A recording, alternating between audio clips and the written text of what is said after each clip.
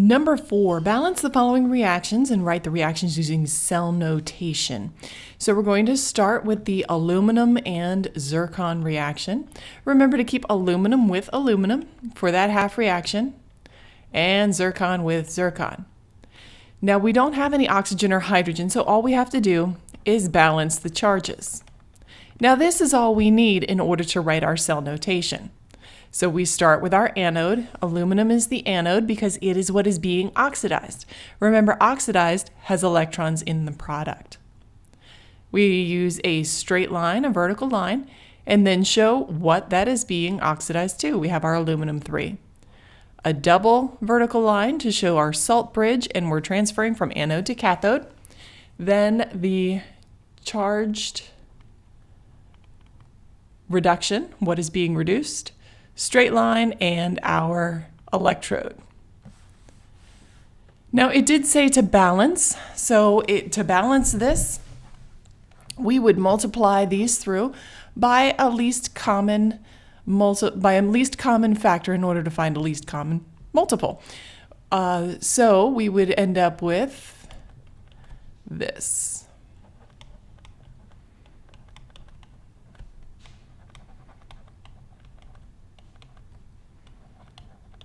So that would be our balanced reaction. For 2, we have silver and we have a nitrogen monoxide. So we have silver and it's a gas. That's going to be important here in a moment. I've been leaving the phase identifiers off of these cells. To be thorough, they really should be identified. So for number 2, we're going to keep silver with silver, and we're going to keep our nitrogen with nitrogen. Now we're told to first, I'm going to complete my half reactions with the same method I was using before, balance all elements other than oxygen and hydrogen, then balance oxygen by adding water molecules, then balance hydrogen by adding hydrogen ions. Now we balance our charges. So here on the product side of my nitrogen half reaction, I have a charge of +3, and on the reactant side, I'm neutral, so I must have 3 electrons. Now because it says acidic solution, this should be all I need in order to write the cell notation. I start with my anode. In this case, the nitrogen gas is going to be my anode, and this is my cathode. The silver is my cathode because reduction occurs at the cathode and oxidation occurs at the anode. So I need a solid electrode. So I'm going to use platinum, vertical line showing a change in phase. Then I'm going to have my NO gas, comma, and then what it is oxidized into, my nitrate anion. 2 double lines showing the salt bridge, showing that we are transferring from the anode to the cathode. Then the silver cation. Straight line showing we're changing phases to the silver electrode. Now to balance this equation, we would multiply our silver half reaction by 3. And we would get something that looks like this.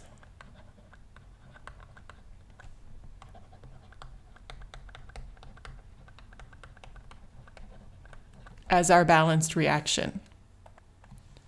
3. And that reacts to form a solid silicone. And we have a magnesium. Now we're told to balance this in a basic solution. There is a typo here. I should have that corrected before you get to the problem solving, but that's going to be aqueous.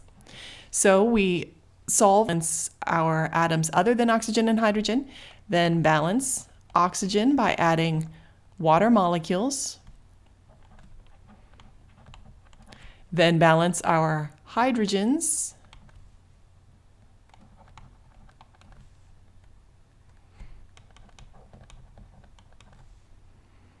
Then we balance our charges. So for the silicon compound, I have a net charge of +4 on the reactant side, but I'm neutral on the product side.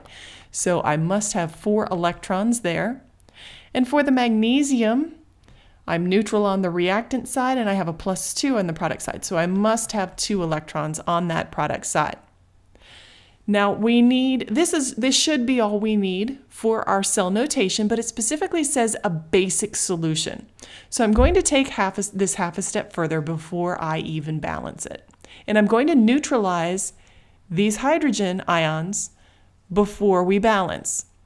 And that's because we need to write our cell notation. We need to know if there are going to be OHs, where are there going to be OHs. So I'm going to do kind of this pseudo balance. I'm going to use a different color here.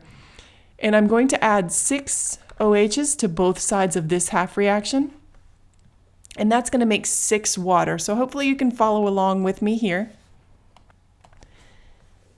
So I'm going to subtract 3 water from both sides and end up with this half reaction. So this is going to be my silicon in a basic solution. I'm going to do something similar with my magnesium. I'll change colors again. Hopefully we'll be able to keep it straight.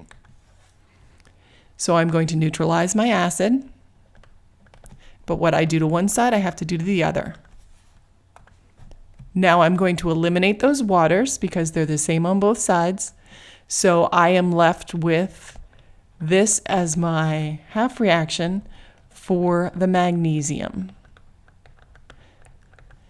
Now I can write my cell notation because I need to know if I have those OHs in my cell.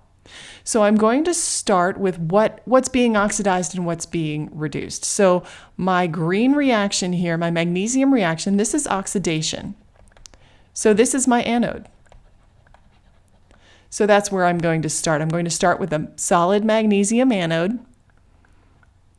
And then in solution, I'm going to have magnesium 2+,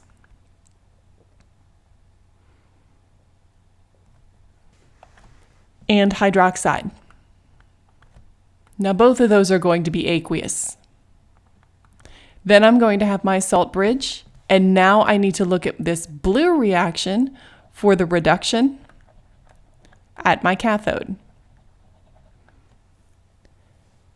So my cathode is going to be, not the blue reaction, the red reaction, this one here, the silicon. So my cathode is going to be solid silicon. But that's not the tricky part. The tricky part is knowing where to put those OHs.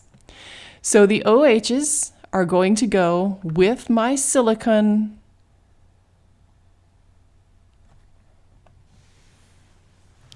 We need to know the oxidation state on this silicon. So oxygen always has a -2 when it is bound. There are 3 of them, so that makes this a -6.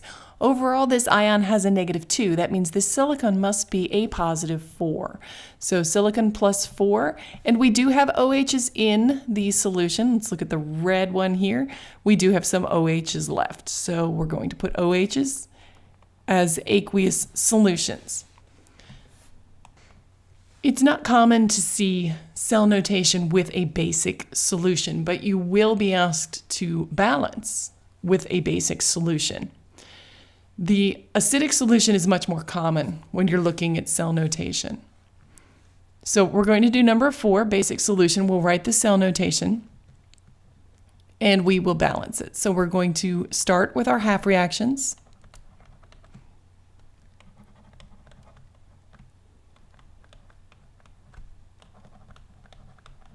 And I've indicated the solid here. Now that solid tells me that is likely going to be the anode.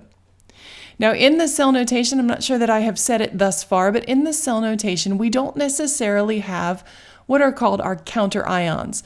So for example, the hydroxide of magnesium is shown here because we are balancing in a basic solution. But if we were balancing in an acidic solution, that would not be shown because that is what's called a spectator ion. In a solution of, say, If this was zirconium nitrate, and then this became aluminum nitrate, that nitrate would be what's called a spectator ion. It doesn't have anything to do with the reaction that's taking place. It's just kind of hanging out in the solution, being a vehicle for the electrons to travel on. So here I have my half reactions, and I'm going to go through the steps. First, I balance the non-hydrogen oxygen atoms. Then I balance oxygen by adding water. Then I'm going to balance hydrogen by adding hydrogen ions. Then I'm going to balance the charges. So I have a net charge of +5 on the reactant side of the chlorine half reaction, and I have a -1 on the product side. So that must mean that I need 6 electrons on the reactant side, and that makes this a reduction. So that's going to be my cathode. Here for the manganese, I have a +3 net on the product side, so I must have 3 electrons in order to balance that out and make it neutral, like on the reactant side. Now we're told a basic solution, so I'm going to go through and I'm going to neutralize those acids. And then I will be left with my new basic half reaction. But I am going to remove some of those waters. I'm going to subtract 3 waters from both sides. Make this a little bit easier to see. So this is going to be my reduction reaction. This is my cathode. Remember the reduction means the electrons are on the reactant side, reduction reactant. Reduction is where the cathode is. Reduction and cathode both start with consonants. Now for the manganese half reaction, again, I'm going to neutralize those acids. I have to add, if I am going to add 4 hydroxides to the product side, I have to add 4 hydroxides to the reactant side as well, because what I do to one side, I have to do to the other. And that is a solid. And then I have my manganese. And then I have my water. Now I'm going to erase. I can take 2 waters off of each side. So there's 2. I'm going to move that over a little bit.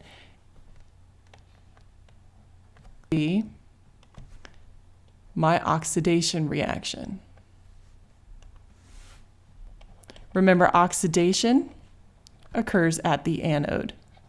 We are given a solid here. That solid is the manganese oxide, so that's a manganese 4. I'm going to have my phase change here, and that is solid. Phase change, then what it oxidizes into, Mn. That Mn is going to change into, I need to find the oxidation state. So this oxygen is a -2. So oxygen has a -4 contribution to this ion. Excuse me, a -8 contribution to this ion. It's -1 overall, so the manganese must be a +7. I also have some hydroxide ions in there. I'm going to give it a double bar here, showing the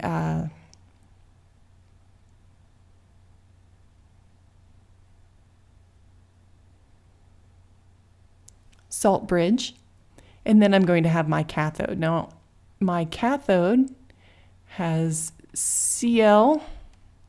Again, oxygen is bringing in a -6, it's a -5, so that's chlorine. That's a +5 on that chlorine. That's going to have OHs as well. Phase change, not yet. Then I have my chlorine -1. All of these are aqueous. Phase change, and I'm going to need my platinum electrode. Number 5, identify the species being oxidized, let's see if I can get the right highlighter here, Being oxidized, the species being reduced, the oxidizing agent and the reducing agent. Remember, the species being oxidized is the reducing agent. So the species being oxidized is going to be your reactant in the anode. So here I have highlighted in yellow the species being oxidized, which is also the reducing agent. So the species being reduced is the oxidizing agent, and that is going to be the reactant in the cathode.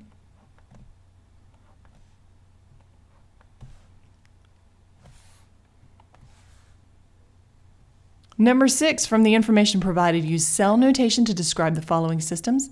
So number 1, in 1/2 cell, we have a solution of platinum nitrate, which forms platinum metal. Now, because we have platinum with a charge here, and this is going to be a 2+ charge here, and it forms platinum metal, then we must have electrons over here on the reactant side. So that's going to be reduction. That's going to be my cathode. So here I'm going to put my platinum, my phase change, and then I need my platinum 2+.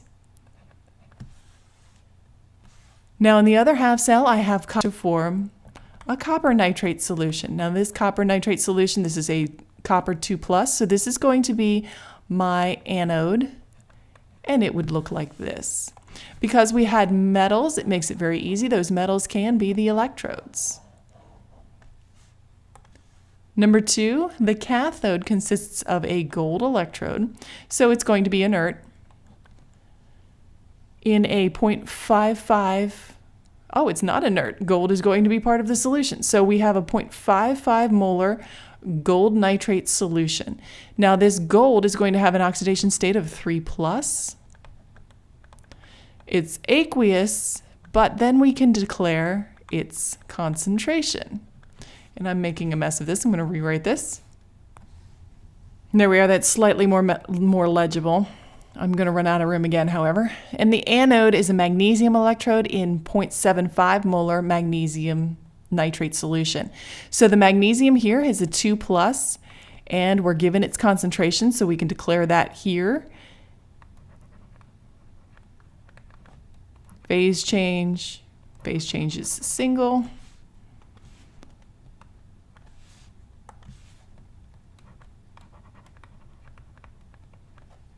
And make sure to put the solids and aqueous designations. And in 3, 1/2 cell consists of a silver electrode in a silver nitrate solution. And then it says the copper is oxidized. So copper is going to be my anode. I have my copper 2. It's at 1 molar. There's my salt bridge. Then I have my silver nitrate. Silver is a +1 in that situation. Declare the concentration. Phase change, silver electrode.